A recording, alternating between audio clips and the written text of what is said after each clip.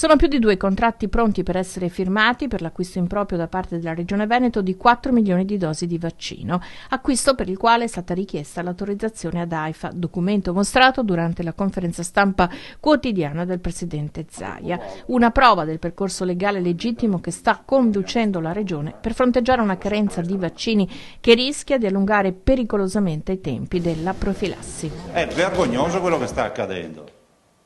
Almeno un po' di dignità e di orgoglio. È inutile parlare del Made in Italy.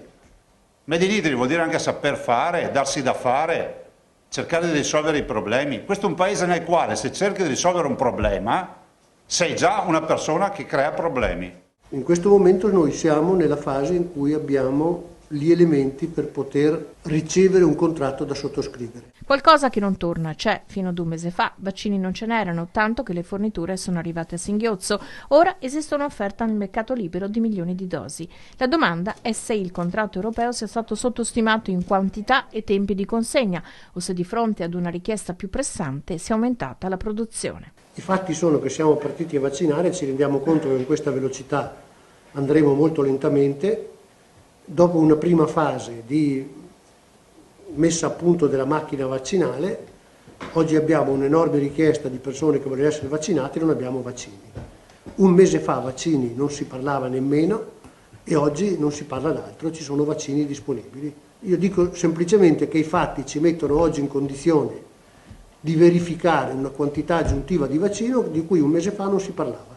L'azione del Veneto, seguita da altre regioni, tra cui Friuli Venezia Giulia ed Emilia Romagna, di sondare la serietà di chi proponeva vaccini autorizzati EMA, potrebbe essere stato un pungolo per incrementare la fornitura nazionale, data la lettera che avrebbe inviato Pfizer al commissario Domenico Arcuri, in cui si dice pronta ad aumentare la fornitura secondo le necessità. Detto questo, il dottor Floro è stato chiaro, adesso ha fatto la formale richiesta di una copia di contratto e atteniamo il contratto.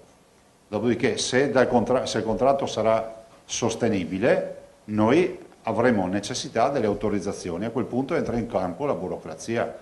Magari scopriamo che grazie a tutto questo cancan che abbiamo messo in piedi, Pfizer riempie l'Europa di vaccini. A questo punto noi chiudiamo la cartellina, risparmiamo un sacco di soldi e abbiamo risolto i nostri problemi per tutta la vita.